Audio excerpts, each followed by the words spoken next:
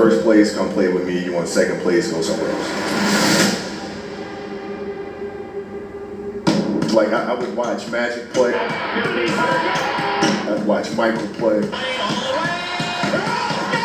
And I would see them do these unbelievable things, and I'd say, can I get to that level? I don't know, but let's find out.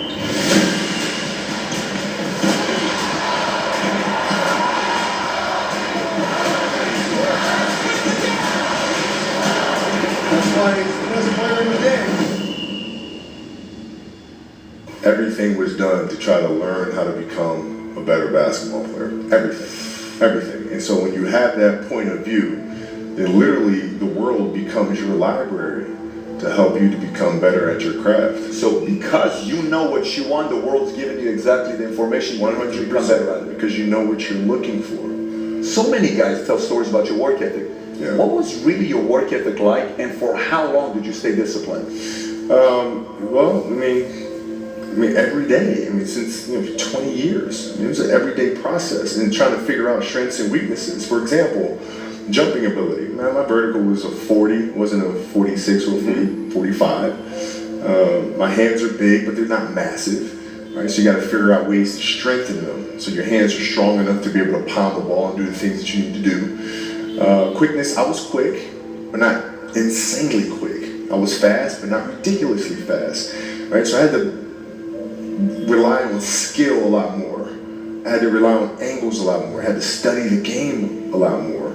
And but I enjoyed it though. So like from the time I can remember when I started watching the game, I studied the game, and it just never changed.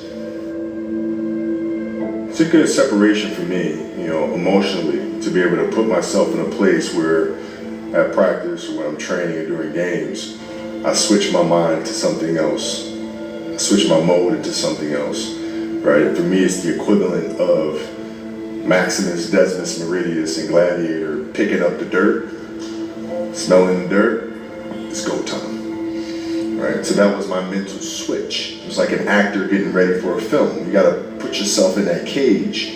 When you're in that cage, you are that character. And then when you leave there, it's something completely different. But when I'm in that cage, bro, don't touch me, don't talk to me. Leave me alone. How did you get mentally and emotionally so strong where it doesn't bother you?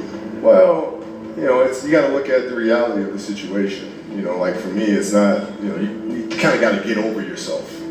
It's not about you, man. Like, okay, you feel embarrassed. You're not that important. Like, get over yourself. That's where you go. Get over yourself. Right? Like you're worried about how people may perceive you, and like you're walking around and it's embarrassing because you shot 5 air balls. Get over yourself. Right? And then after that, it's okay, well, why did those air balls happen?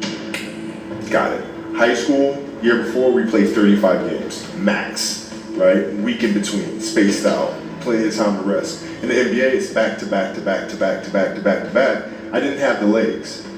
So you look at the shot, every shot was online, but every shot was short. Right? I gotta get stronger. I gotta train differently. The weight training program that I'm doing, I gotta tailor it for an 82-game season, so that when the playoffs come around, my legs are stronger and that ball gets there. So I look at it with rationale and say, okay, well, the reason why I shot air balls is because my legs aren't there. I go, well, next year they'll be there. That was it. Done. Were there some things that you looked at and says, these 3 guys are as crazy as I am? At the time, I deal with what I refer to as Goat Mountain. I went to Goat Mountain and I talked to Magic, Michael, Bird, Hakeem Olajuwon, Jerry West, Oscar Robinson, Bill Russell. So I would talk to them. What did you do? What were your experiences? Michael in particular has become my big brother. He's been my big brother since I first came in the league. And what was that process like? So I went to them and started understanding the ins and outs of the game, and how they approach things and their level of detail and obsessiveness, and that's what I did. The players that had that passion but weren't willing to commit their entire lives to doing that, right? It's a choice, right? You have other things. you have family, you have all these other things that you have to do, the game can't really be your number one priority. And so I was looking at that.